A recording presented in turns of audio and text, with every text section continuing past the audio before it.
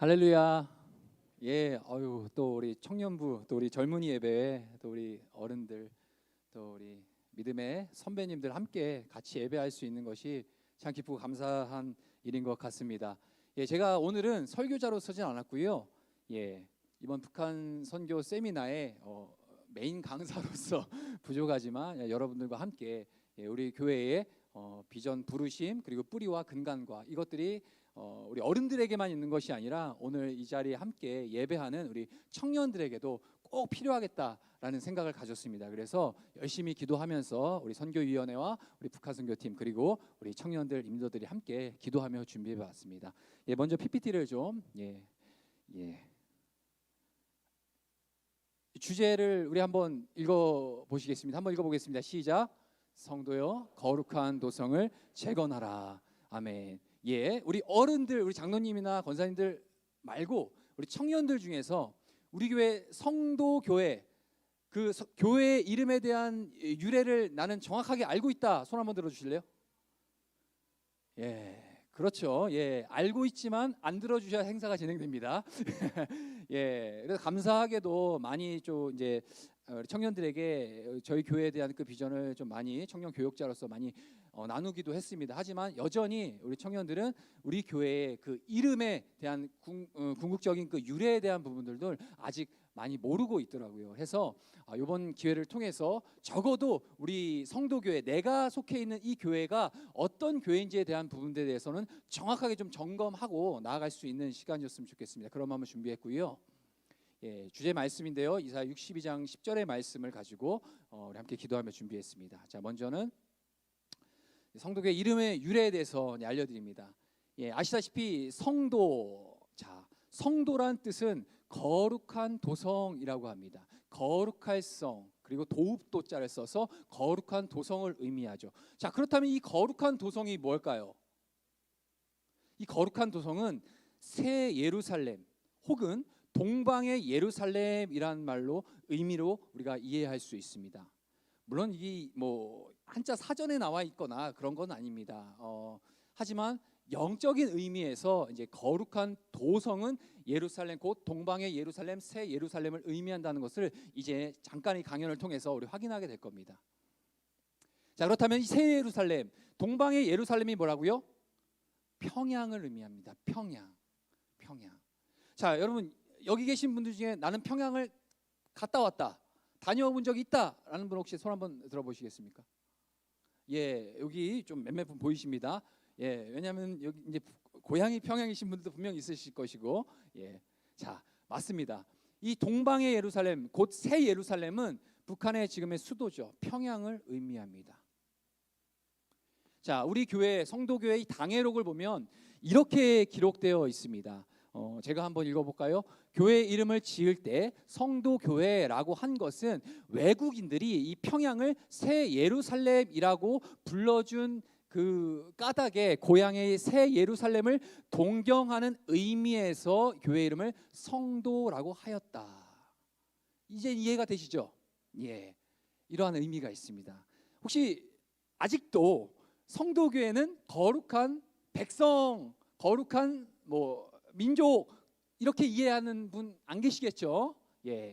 성도는 바로 이러한 의미가 있습니다. 자, 그렇다면 왜 평양이 왜 새 예루살렘이고 동방의 예루살렘인지에 대한 부분들에 대해서 우리는 짚고 넘어갈 필요가 있는 것입니다. 먼저 우리 1907년 평양 대부흥 사건을 다시 한번 점검하지 않을 수가 없습니다. 먼저 이 평양 대부흥 사건은 있기 전에 1903년도 8월 24일부터 8월 30일까지 원산 지역에서 진행되었었던 부흥 운동으로부터 시작되었다는 사실입니다. 이름 없는 두 분의 여자 선교사님이 이 원산과 평안과 나아가 이 북한 이 전역에 대한 하나님이 주신 열망과 그 부흥에 대한 그 열망을 가지고 3박 4일 동안 부흥회를 진행을 하죠. 그런데 이 부흥회의 메인 강사로 누구를 모셔야 할까라고 고민하고 기도하다가 누구를 모시게 되냐? 슬라이드가 좀 넘어가겠습니다. 자, 누구를 모시게 되냐면은 바로 우리가 이름을 많이 들었을 것입니다. 바로 로버트 A. 하디 선교사님이라고 들어보셨는지 모르겠습니다. 이분은 남감리회 의료 선교사였습니다. 캐나다 출신이시고요. 캐나다에서 이제 의료 선교사로 파송되어서 열심히 이 조선 땅을 위해서 선교하시는 과정에서 이 원산의 부흥회를 위해서 3일 동안 부흥회 강사로 초빙을 받게 됩니다.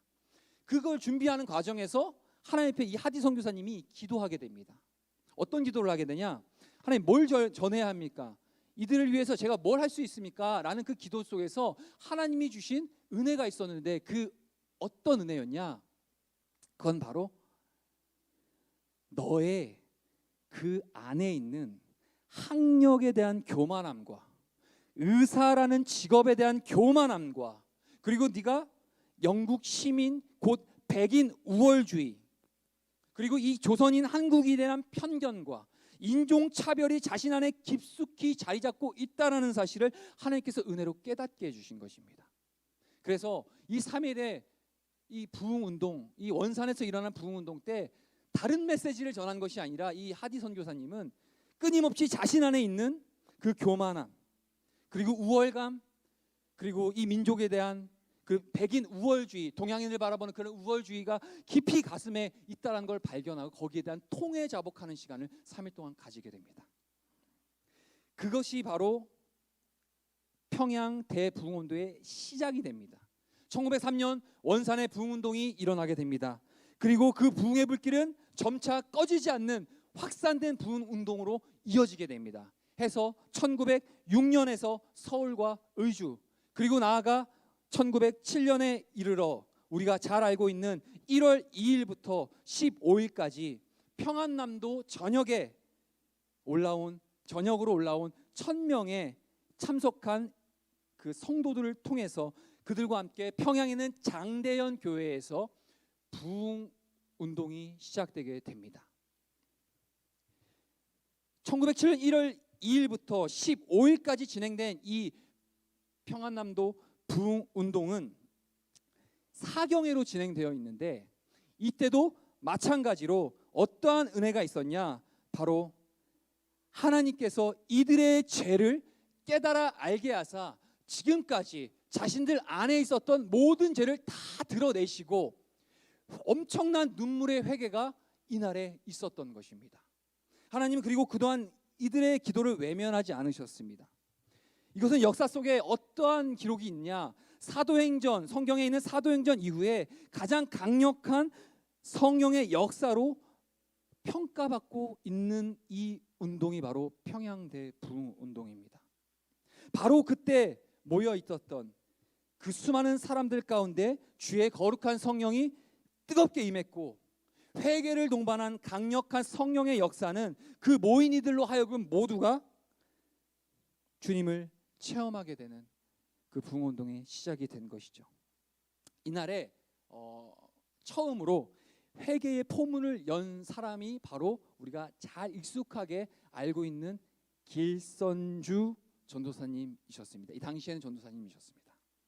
이 길선주 전도사님은 1년 전 세상을 떠난 자신의 친구의 재산을 정리하면서 당시에 그 100달러에 해당하는 거금을 착복한 은밀한 죄가 있었는데요.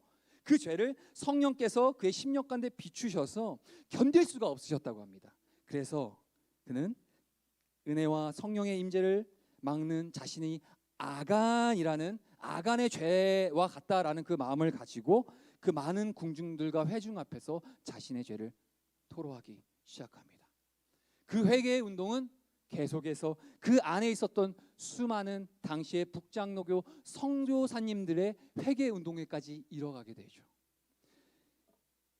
우여곡절 끝에 평양 대부흥운동 그 1월 1일부터 15일까지 진행되었던 그 회개 운동이 이제 막을 내리고, 그 현장에 참여했었던 선교사님들과 길선주 전도사님을 비롯한 많은 선교사님들이 이제 곳곳으로 이제 파송되게 됩니다.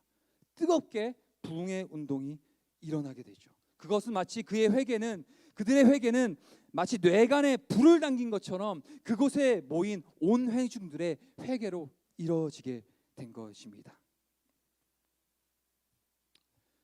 이어서 서울과 평양을 비롯한 전국의 주요 도시에서 이러한 부흥의 바람이 불어오게 됩니다. 참고 삼아서 이날에 이 1906년에 부흥회라는 단어가 처음 생기게 됩니다.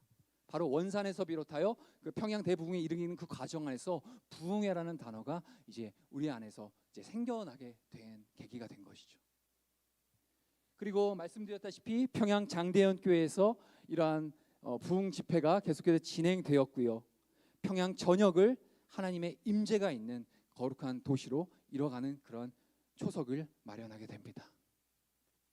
제 고백과 이날에 이 평양 안에 불었던, 그리고 원산과 평안과 이 북한 전역에 불었던 이 부흥 운동을 우리가 더욱더 기억해야 될 것이 있습니다. 그건 앞서 말씀드린 것처럼 길선주 전도사님이 그 모든 회중들에게 자신의 죄를 통회자복하고 회개했었던 것이 초석이 되어서 이제는 부흥의 안에 있었던, 그리고 하나님의 복음 안에 자신의 죄악들이 끄집어져지고 나타냈던 모든 성도들이 그저 입술로만 고백하는 회개에 그치는 것이 아니라 이웃 주변의 사람들을 찾아가서 그들에게 손해를 보게 한 것과 자신이 그에게 어떠한 해코지한 것과 이 다양한 죄의 부분들을 실제로 보상하고 갚아주는 그러한 열매가 있었다는 사실입니다.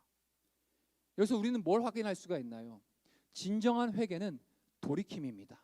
진정한 회개는 우리의 삶을 완전히 180도 전환하는 것으로부터 시작되는 것이고, 이 회개의 불씨가 바로 부흥의 시작이라는 사실입니다. 그로부터 외국인들은 이 평양을 동방의 예루살렘, 새 예루살렘이라고 부르기 시작합니다. 이제 앞서 보시는 지금 사진들은 이제 평양 장대현 교회, 평양 대부흥 운동이 시작했었던 교회죠. 그리고 마페 선교사님, 그리고 가운데 길선주, 당시에 이제 전도사님이죠. 그리고 오른쪽에는 이길함, 영어로는 그레이엄 리, 그레이엄 리, 우리 선교사님 사진이십니다. 그리고 평양 대부흥의 그 장대현 교회 그 부흥 집회 현장의 모습이 담겨 있습니다. 사실 공산주의 정권 등장하기 전에 잠깐 여러분들과 좀 나눠야 될 부분이 있습니다. 그것이 뭐냐? 바로 한국 교회에 대한 일제 신사참배 강요입니다. 우리는 너무 잘 알고 있습니다. 일제 치하와 함께 우리 한국 교회가 정말로 통회자복해야 될 그런 사건이 있다라는 것은, 그것은 바로 신사참배, 모든 목회자와 교단이 일본의 천황을 숭배하는, 공개적으로 숭배하는 그러한 끔찍한 죄악을 하나님 앞에 저지른 것에 대한 회개, 그러한 회개가 일어나야 되고, 물론 과거에 일어났습니다. 하지만 우리는 그때의 가오를 다시 답습하지 않아야 할 것입니다. 먼저는 만주사변, 1931년도 만주사변이 있었는데요. 이후에 일본의 그 군국주의 확산과 더불어서 이 신사참배가 본격적으로 제기됩니다. 동쪽으로 향해 절하도록, 천황이 있는, 일본 천황이 있는 그 동쪽을 향해서 절하도록 요구하는 동방요배, 그리고 일본 국기를 개양하는 것, 그리고 일본 황제에게 충성을 맹약하게 하는 황국식민서사의 재창, 그것을 한국교회에게 요구했죠. 이에 기독교계 학교에서부터 시작된 신사참배의 강요는 점차 교회와 교회 기관으로 확대되게 됩니다. 개신교회 중 장로교 다음으로 교세가 당시에 컸던 감리교, 그 감리교는 1938년도 9월 3일 총리사 양주삼의 이름으로 먼저 성명서를 발표합니다. 그리고 신사참배를 받아들이게 되죠. 이어서 구세군, 성결교, 안식교, 성공회 등 다양한 여러 대부분의 교회들도 그 일제의 압력에 굴복하게 됩니다. 하지만 끝까지 저항한 교회가 바로 우리 장로교뿐이었습니다. 하지만 이것 또한 그렇게 오래가지 않았죠. 당시 일제는 1938년 9월에 있을 장로 총회에서 신사참배안이 가결되도록 하기 위한 은밀한 계획을 세우게 됩니다. 그리고 예정대로 1938년 9월 10일 평양에 있는 서문박 교회에서 206명이 참석한 가운데 장로교 27차 총회가 열렸을 때 그 일제가 짜놓은 각본에 의해서 신사참배안이 가결됩니다. 이것은 불법적인 가결이었습니다. 왜냐? 당시 신사참배안을 처리에 대한 그 회의의 사회자였던 총회장 홍택희 목사가 가에 대해선 겨부는 물었으나 부에 대한 겨부는 묻지 않은 채, 부는 묻지 않은 채 그저 가결을 일방적으로 선포했기 때문입니다.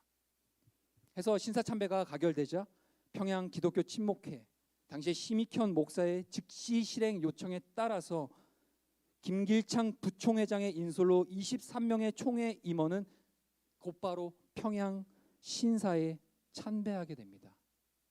이것은 장로교회 굴욕이기도 하죠. 한번 PPT 올려주시고요. 중요한 것은 역사의 흐름상 감사하게도 1945년도 강복이 일어나게 됩니다. 해방을 맞게 되죠. 해방을 맞은 이 한국교회가 지극히 해야 할 가장 큰 두 가지의 과제가 있었습니다. 그 첫 번째 과제가 바로 친일 청산을 통해 신앙적 정의를 확립하는 일이었습니다. 과거의 신사참배에 대한 과오를 하나님 앞에 회개하고 자복하여서 그 바른 성경적 신앙, 하나님 중심의 신본주의적 그 신앙에 대한 확고한 신앙의 확립이 필요했습니다. 또 한 가지는 교회의 새신운동을 전개해서 다시금 우상숭배로 무너진 그 교회를 재건하는 그러한 일이었습니다. 대표적으로 이 북한에서는 교회 새신운동이 적극적으로 일어나게 되고 이 신사참배에 대한 회개 운동이 여러 교회에서 일어나게 됩니다. 끝없이 이어질 것 같았던 일본의 압제가 막을 내리고 1945년 8월 15일 맞은 조선의 해방은 이 땅의 온 민족에게 커다란 기쁨을 주게 됩니다. 또한 북한에 있는 교회도 재건되게 되죠. 하지만 해방 후에 여러 어려움보다 훨씬 더 큰 핍박의 마수가 시시각각 이 북한 교회와 이 조국 교회에 오고 있었습니다. 그것은 바로 북한에 등장한 PPT 넘겨주시면 되겠습니다. 공산주의 정권이었습니다. 1946년도 2월 8일 김일성을 위원장으로 한 이 북한 공산정권 수립에 이어 한국교회는 다시 위기를 맞이하게 되죠. 1946년 3월 1일 아까 앞서 소개해드린 그 평양 대붕의 원산지였던 장대현 교회에 약 5천 명의 성도들이 모인 해방 후 첫 3.1절 기념 예배가 예정되어 있었습니다.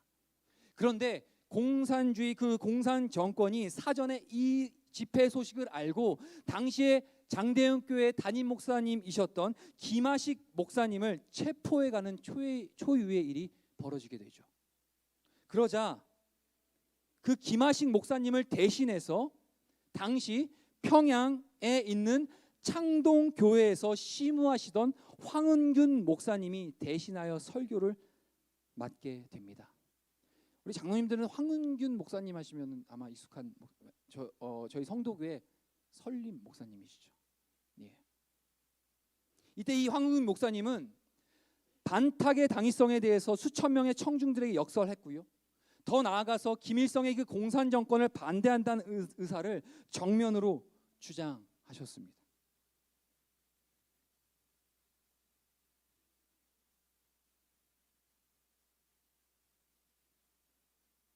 예, 지금 보시는 사진이 바로 창동교회, 평양의 창동교회 사진입니다.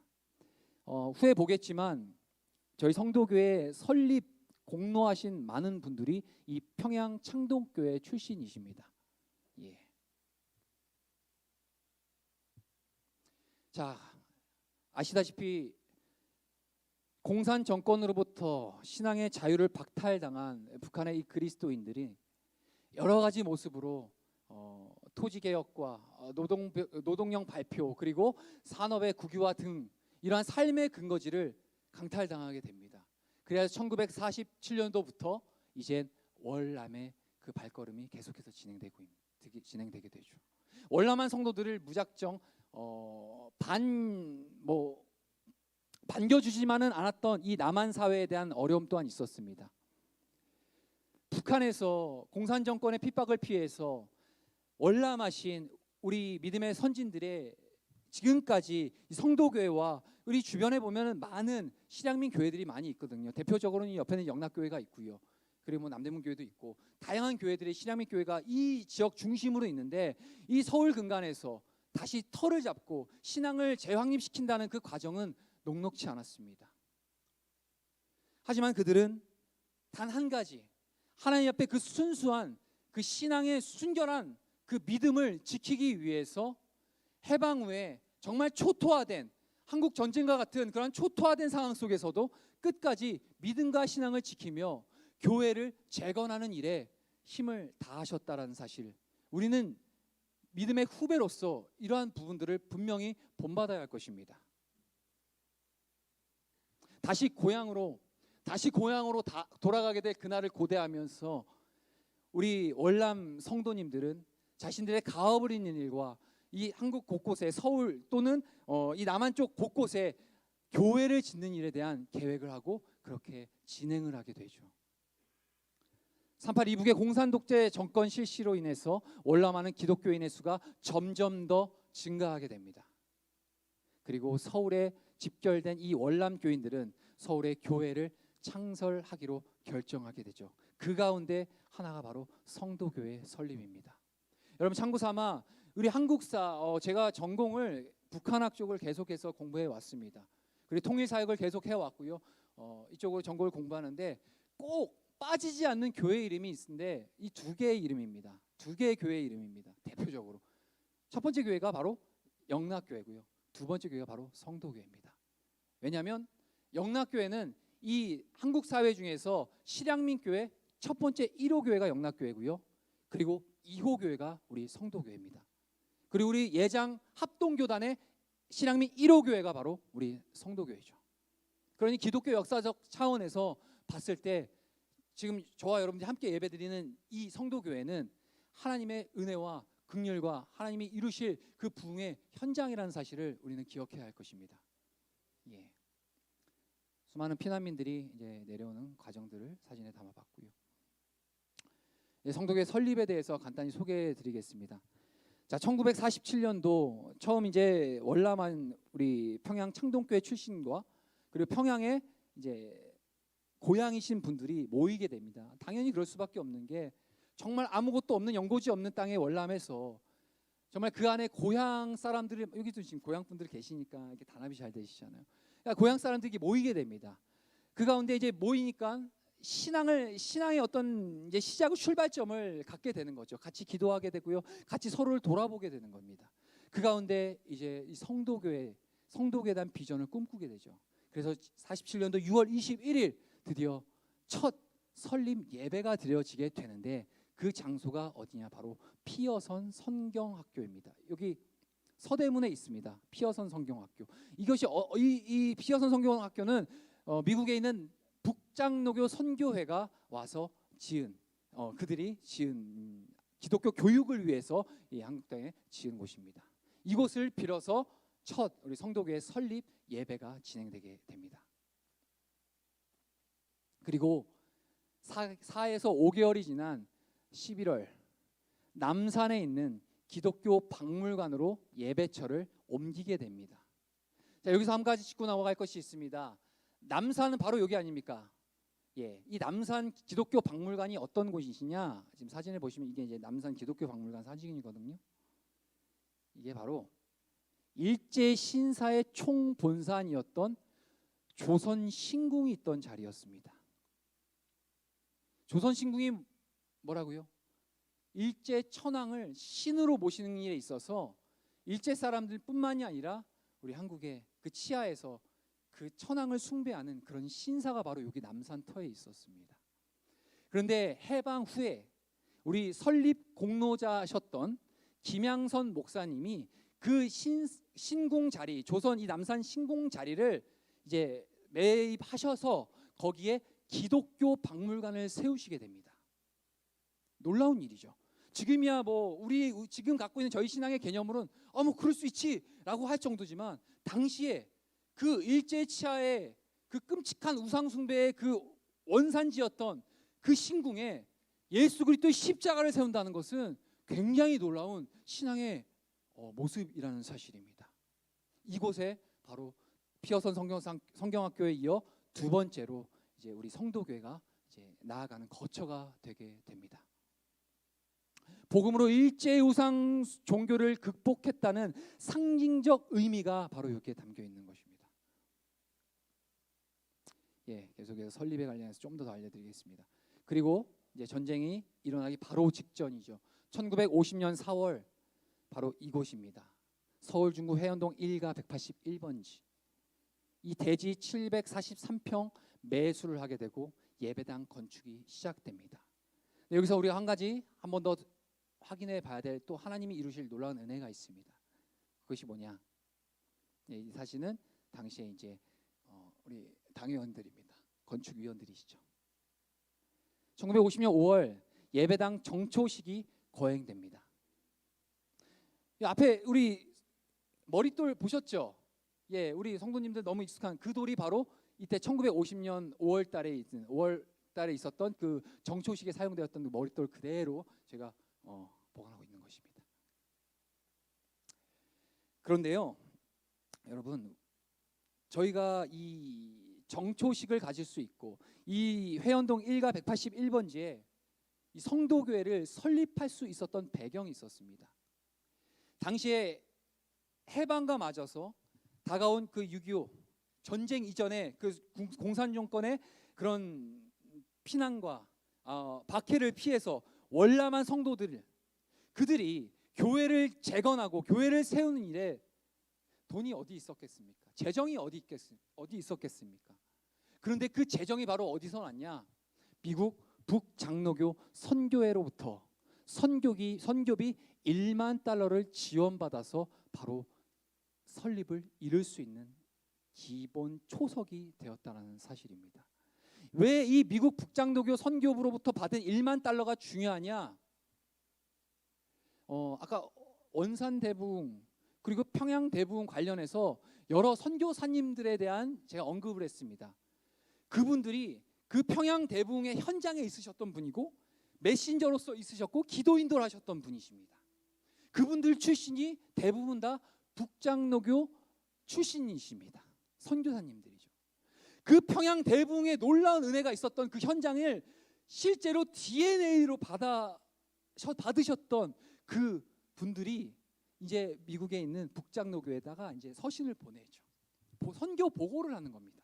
선교 보고, 이번에 대부흥 운동을 했는데 1월 2일부터 15일 동안 운동을 했는데 놀라운 이 한반도에 이 평양 땅에 하나님의 놀라운 역사가 있습니다.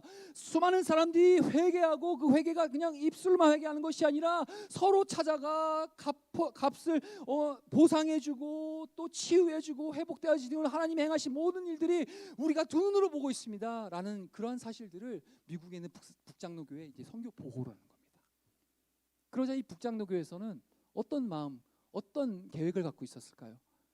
그렇지, 하나님의 역사가 이 평양에 있구나, 이 한반도 저 북한에 하나님이 일을 하시는구나 라는 그러한 확신을 가지고 더 많은 선교사들을 파송하고 한국 사회에 또한 이 한반도에 하나님의 몸된 교회, 그리스도의 몸된 교회가 세워져 나가는 그 목적을 가지고 그 북장로교회는 선교비를 계속해서 준비하고 있었던 것입니다. 그 과정에서 길선주 목사님이 미국 북장로교를 방문하게 됩니다. 그리고 여러 다양한 소통들을 이루신 가운데 드디어 성도교회를 설립하고 한국교회를 재건하고 또한 영락교회 외에 월남 피난민들이 교회를 세우는 일에 필요한 선교 자금들을 북장로교회에 가서 받아옵니다. 그 가운데 2만 달러가 영락교회가 설립되는 데 사용되었고요. 1만 달러가 성도교회에 사용되는데 쓰여졌습니다. 여러분들 당시에 1940년도 1만 달러 계산하면 잘 계산 안 되시죠? 제가 이거 준비하면서 궁금해서 찾아봤습니다. 당시에 1940년도에 1달러가 어느 정도의 지금의 환율로 따지면 어느 정도의 가치가 있냐? 코카콜라 캔 하나가 얼마죠? 한 1,500원 하죠? 요거 20개 살 수 있습니다. 금액으로 하면 1달러가 3만 원입니다. 그럼 계산을 때려보면 1만 달러는 3억입니다. 3억. 이 엄청난 선교 자금을 북장로교 선교회를 통해서 빚지게 되죠. 그리고 그것을 기초로 우리 성도교회가 1950년 5월에 정초식을 거행하게 됩니다. 장차 평양 북한 교회의 재건을 통해 우리는 갚아야 할 성도교회의 영적 책임이 있다라는 사실을 이러한 점에서 우리는 확인할 수 있는 것이죠. 한국전쟁과 교회의 실현입니다. 이어 알다시피 우리는 6월 25일 한국전쟁에 일어나게 됩니다. 그리고 초토화가 됩니다. 남대문 일대고요. 이어서 우리 성도교회 성도들은 교회를 이제 건립하는 그 과정에서 자재들만 쌓아놓은 채 결국 전쟁으로 인해서 다시 재차 피난을 가게 됩니다. 그것이 바로 부산입니다. 부산으로 피난을 가게 되고요. 부산에서도 그 하나님이 주신 그 믿음과 신앙을 잘 지켜내기 위해서 다시 한번 우리 성도교회 성도들과 평양 출신의 그 성도들을 중심으로 모이게 되죠. 그래서 1951년 9월 28일 부산에서 피난 성도교회라는 이 현판식을 내걸고 감사 예배를 드리게 됩니다. 그렇게 부산에서 잠깐의 피난 생활 동안 부산에서 이제 신앙을 지켜오게 됩니다. 그리고 서울이 재수복되고 다시 서울로 귀환하게 됩니다. 이 전쟁으로 무너진 예배당 재건이 다시 성도들에겐 의무가 있다는 사실을 깨달아 알게 되죠. 53년 7월 26일 폐허가 된 그 교회터 돌아와 보니 놓고 간 자재들도 하나 없어지고 그냥 황폐해진 겁니다. 하지만 그럼에도 불구하고 다시 예배당을 재건해야 한다라는 분명한 사명 앞에 우리 성도교회 믿음의 선진들과 선배님들은 함께 기도하며 천막을 쳐놓고 첫 예배를 드리게 됩니다. 그 사진이 바로 여기에 있습니다. 1953년 11월 15일 성도교회 설립에 기여하셨고 초대 목사로 애쓰셨던 아까 한번 얘가 언급드렸죠. 배민수 목사님을 공로 목사님으로 추대하게 됩니다. 배민수 목사님은 정치가시기도 하셨습니다. 그래서 미군정과의 소통을 좀 원활하게 하신 분이셨습니다. 하여서 이 초대 목사님이셨던 배민수 목사님을 공로 목사로 세우시고 이분의 공로를 통해서 그리고 성도님들의 자발적인 그 어려움 중에서도 성도님들의 자발적인 헌금이 모여져서 드디어 배민수 목사님이시거든요. 한번 확인해 주시고 드디어 역사 속에 1950년 5월 5일 착공을 시작했지만 6.25 전쟁으로 인해서 중단되었던 그 준공식이 무려 10년 만인 1959년 11월 1일 감격적인 성전 봉헌식을 거행할 수 있게 된 것입니다. 시간이 많지 않아서 이렇게 성도교회가 세워지는 그런 역사를 잠깐 알려드렸습니다. 우리 한번 확인해야 볼 것이 있습니다. 우리 한 번 더 읽어보겠습니다. 시작. 성도여 거룩한 도성을 재건하라. 북한 세계 기독교 박해지수 부동의 1위 국가입니다. 물론 2022년도에는 잠깐 한 해만 다른 국가에 넘겨주었는데요. 2023년도 또 박해지수 1위 국가로 여전히 그 지키고 있더라고요. 북한 지하교회 성도 여기 계신 산 증인들이 계십니다. 제 주변에도 몇몇 분들이 북한 지하교회 출신 분들이 계십니다. 지금 여기서 말씀드리는 북한을 저희가 그냥 단순히 북한은 그런 곳이야 라는 차원에서 제가 말씀드리는 것이 아닙니다. 앞서 보신 것처럼 성도교회 그리고 성도교회 성도라면 그 안에 있는 담겨있는 그 DNA가 어디에 있느냐, 우리에게 주신 하나님께서 주신 이 교회에게 주신 그 궁극적 비전이 어디에 있느냐 라는 것을 재확인하기는 의미에서 여러분들에게 다시 한번 말씀드립니다. 그리고 과거 평양 대북운동의 출발점이었던 그 장대현 교회 터 위에 지금은 김일성, 김정일 그 우상이 세워져 있습니다. 이곳이거든요. 이 현장이, 이 만수대공원, 거기가 바로 장대현 교회가 있던 자리입니다. 자, 평양을 거룩한 도성으로 재건해야 할 영적인 책임이 있는 것입니다. 마치기 전에 한 가지만 말씀드리겠습니다. 잠깐의 시간 동안 우리 교회의 뿌리와 하나님께서 처음 성도교회에게 주셨던 그 비전에 대해서 다시 한번 재점검하게 되었습니다. 성도교회 청년부 사역을 감당하면서 우리 청년들과 대화를 나누는 과정 속에 지금도, 그리고 새 신자가 오면은 우리 청년들 몇몇 친구들 있는데 저랑 첫 새신자 교육을 하게 됩니다. 첫 주에. 그 내용이 뭐냐? 제가 주보를 앞에 딱 펴놓고 교회 이름을 알려줍니다. 교회 이름을 알려주고 성도교회는 방금 제가 알려드렸던 이러한 역사적 의미가 있는 교회다라고 제가 그 청년들에게 가르쳐 줍니다. 왜냐하면 아시다시피 요즘은 교회를 편의점 달락날락거리듯이 여기 갔다 저기 갔다 여기 갔다, 내 마음에 들지 않으면 여기 가고, 내가 조금 상처받으면 저기 가고, 내가 조금 더 좀 좋은 교회를 찾으면 거기가 소문난 교회인 것처럼 그런 인식이 우리 안에 너무 많이 있습니다. 하지만 교회는 예수 그리스도의 피값으로 세워진 교회고, 하나님께서 우리 성도교회의 이 역사를 봐도, 그리고 하나님의 영적인 주어진 책임을 봐도 알겠지만 성도교회에 주신 비전이 있고, 또한 이 한국교회에 5만 교회 이상이 있지만 각 교회마다 하나님이 주신 비전이 있다는 겁니다. 내가 성도교회 성도로서 동참하겠다, 성도로 내가 살겠습니다 라고 하나님께 결단하고 순종한 그 순간은 적어도 하나님께서 교회를 세우신, 하나님이 세우신 그 궁극적 비전에 내가 동참하겠습니다 라는 그런 확고한 의지와 신앙의 고백이 담겨 있어야 된다는 사실입니다. 비전이잖아요. 그러한 비전을 가지고 성도교회의 성도로서, 그리고 나가 우리에게 허락된 그 교회의 성도로서 살아간다면 목적이 분명합니다. 하나님이 그 교회를 통해서 이루실 하나님의 뜻이 있다는 것입니다. 그러한 뜻이, 그러한 하나님의 비전이 오늘 저와 여러분들 짧게나마 북한 선교 세미나를 통해서 전달되어지는 이 많은 우리 성도님들 모두 한 분 한 분 가운데 다시 한번 그 비전이 새겨질 수 있기를 간절히 소망합니다.